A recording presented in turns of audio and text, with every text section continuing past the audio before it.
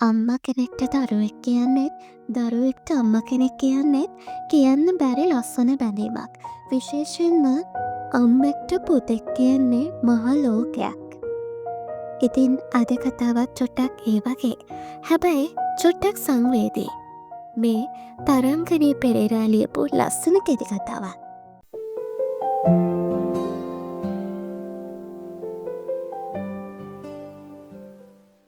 තමස මොකක්තොයි ෆෝර්න එක පොප කරන්නේ ළමයාඩෙනවා හෙනි නැද්දෝයි.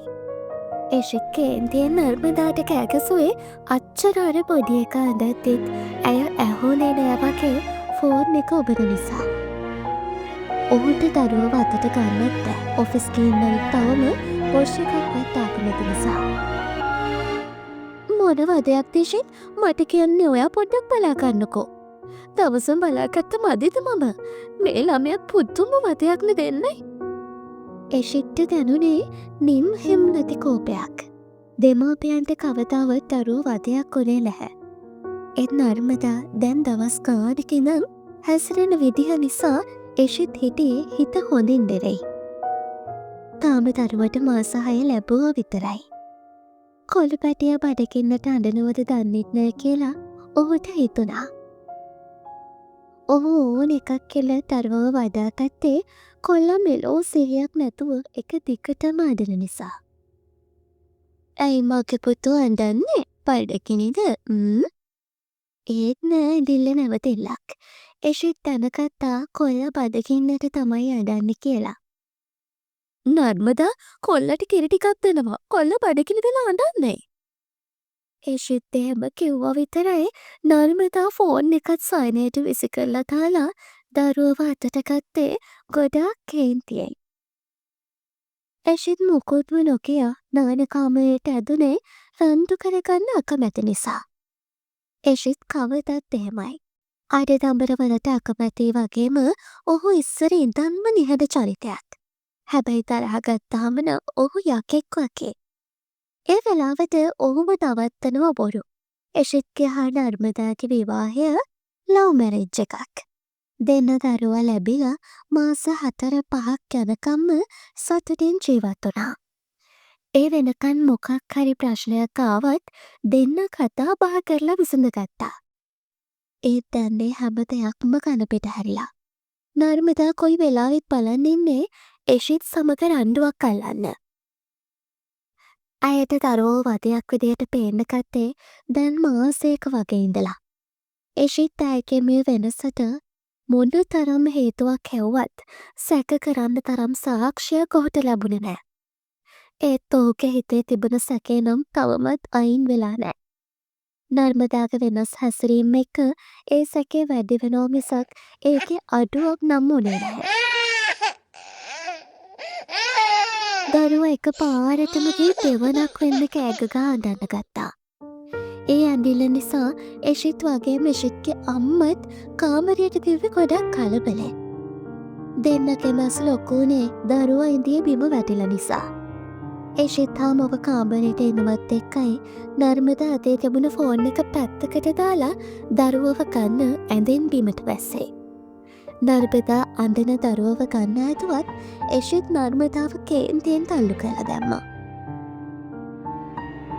අම්මේ කොල්ලගේ ඔලුව පොතක් කෙඩි ගැහිලා අනේ අයිස් කැට 2-3ක් කරන්නනවද? ඉන්න පුතේ මං ගේන්නම් කියන පමාවට එශිත්ගේ අම්මා දිව්වේ පහලට. මම උඹ ගැන පස්සේ බලා ගන්නම්. ඇස් දෙකත් රතු කරගෙන එශිත් නර්මදාට කිව්වේ කේන්තිය උප්පරිමයට පාලනය කරගෙන. පැය 2-3කටම කිට්ටු වෙන්නම දරුව සිටියේ එශිත් එක්කයි. ඒත් ඔෆිස් එකේ වැඩ වගේක් තිබුණ නිසා එශිත් දරුවව නර්මදාට බලාගන්න කියලයි ඔෆිස් රූම් එකට ගියේ. ගිහිල්ලා විනාඩි 20ක් යන්න හම්බුනේ නෑ දරුව කෑ ගහලා අඬන්න ගත්තා. එශිත්ට තේරෙන්නේ නෑ නර්මදාට මොනව වෙලාද කියලා. පුතේ එශිත්ගේ අම්මා ඇවිත් අයිස් කැට 2ක් එශිත්ගේ අතට දුන්නා. එශිත් දරුවගේ හිස තවන්න ගත්තා අයිස් කැට වලින්. තවත් දරුව තවත් අඬන්න ගත්තේ වැදුන තැන තෑල්ම වගේ තියෙන නිසා වෙන්නට ඇති. දරුවා ඉඳීම අඬලම ඉම්බත් වෙලා. එෂිත්තේ හුරතල් මූණ දිහා බලන්න බෑතුකයි. ඒ අතර නර්මද ආපහු ෆෝන් එක ඔබන්න ගත්තේ එක දිගට මෙසේජ් කීපයක් ආපු නිසා. එෂිත් කේන්තියෙන් ඒ දිහා බලන්න හිටියේ ඒ කේන්තියෙන්ම ඔහු දරුවව අම්මට දීලා නර්මදාගේ අතේ තිබ්බ ෆෝන් එක අරන් පොලේ ගැව්වා. මේ මාස 6ටම මේ දරුවට මේ වගේ ලොකු අනතුරක් වුණාමයි. ඒ නිසාම එෂිත්ට තිබුණ කේන්තිය වැඩි. එෂිත් දරුවට පණ ඇරලා අතරේ. එෂිත්ගේ පණත් හරි දරුවත් හරි. මොකක්ද යයි කරේ? මගේ ෆෝන් එක දෙයනේ. තමුසට ලොක ෆෝන් එක දොයි තේනට ඇත දරුවා වැටුණ කියලා. උඹත් අම්ම කෙනෙක් දෙයක්කෝ. දරුවා මෙච්චර අඩත්තිත් ෆෝන් එක ඔබන්නේ. මට බෑමේ ළමයා බලා ගන්න. මොන කර්මයන්තනේ? මටත් කියලා නිදහසක් නැද්ද? උඹට මොකක්ද මේ ළඟපිට ඉඳලා හැදලා තියෙන පිස්සුව? මට මේ ළමයා බලා ගන්න බෑ එච්චරයි. මම ඔයාගේ කසාද ගෑන වෙලා ඉන්න ඕනි නම් මට මේ ළමයා බලා ගන්න බෑ. චටාස් නර්පතාන්ගේ වචනත් එක්ක එෂිත්ගෙන් ඇත ලැබුණේ හිතා කන්නවත් බැරි වේදනාබර කම්බුල් පහරක්. ඕව කෝපයටම වෙවලනවා. අම්ම කෙනෙක් කියන කතාවක්ද ඒ කිව්වේ. උඹ පැල්ලි මරණව දැනගනි. එෂිත් නර්මදාගේ පෙල්ලෙන් අල්ලන් කිව්වේ කේන්තියෙන් පුපුරු ගසපින්. ඔහුගේ නහරත් ඉලිප්පිලා කේන්තියටවා. එෂිත් ඇගේ කෙල තද කරන්න ඉන්න නිසා නර්මදා හුස්ම ගත්තේ අමාරුවෙන්. ඔහුගෙන් කැලවෙන්න දැඟලුවත් ඇයට ඒක කෙරකන්න බැරි වුණා. පුතා ඔය දරුවෝ මරන්නද හදන්නේ? අතාරින ඔය ළමයව මේකට අනුපම්පා කරන්න එපා අම්මා. දැක්ක නේද මේකි මොනවද කිව්වේ කියලා? අම්ම කෙනෙක් කියන කතාවක් දෙයි කිව්වේ. ගහලා දැනලා ප්‍රශ්න විසඳන්න බෑ පුතේ. සැරයක් කිව්වම අතාරින්න ඔය දරුවව. එෂිත් අයව තල්ලු කරේ නර්මදාව බිමට වැටෙන විදියට. නර්මදා පෙල්ලත් අල්ලන් කහින්න ගත්තේ දෑස් වලින් කඳුළු එළියට පනිද්දී. ඇය කේන්තියෙන් පොළොව මතින් නැගිට්ටා. මට තමුසත් එක්ක ඉන්න බෑෂ්. අනෙක කොහෙන් ආපු හයත මට තොස්සන්න.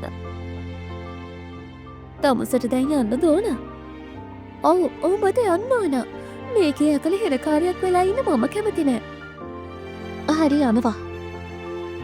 පුතා පිස්සුද යාට? ඉන්න අම්මේ.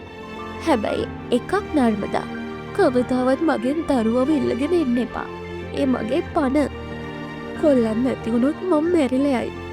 තමුස වෙනුවෙන් මම මොනවද නොකළේ? මගේ හුස්ම විතරයි උඹට දෙන්න බැරි වුණේ. උඹට යන්න නියෝනේ.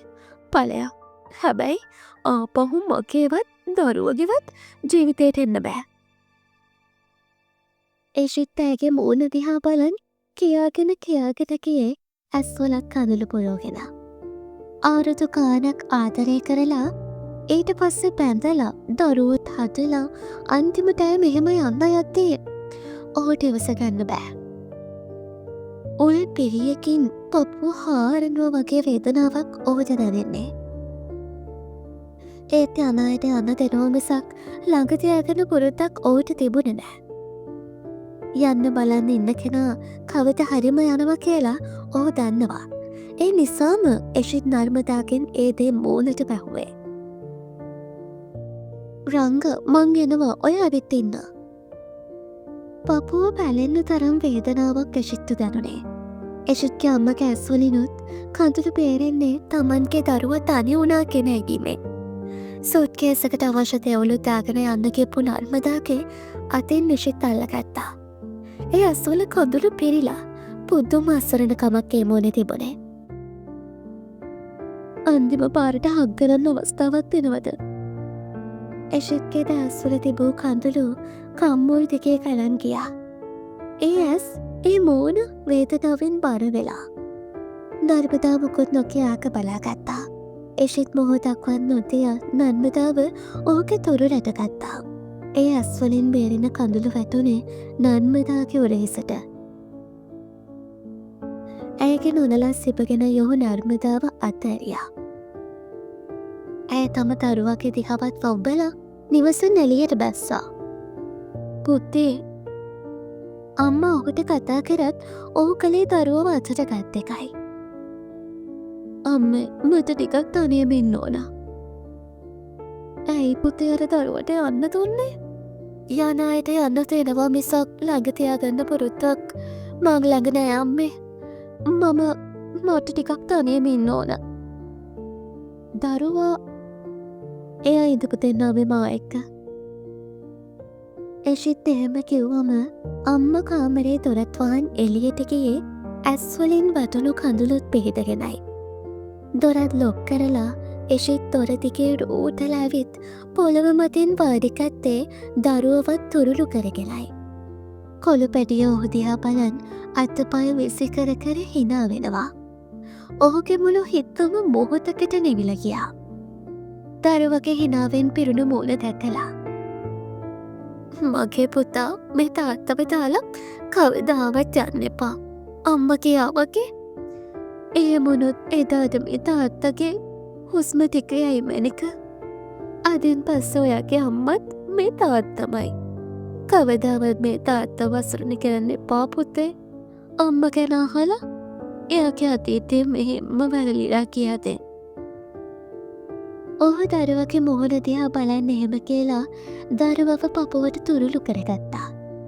දරුව කරන්නේ එෂිත්ගේ මුහුණ දිහා බලන් හිනා වෙන එක. හරියට එෂිත් කියපු දේවල් ඔහුට තේරුණා වගේ.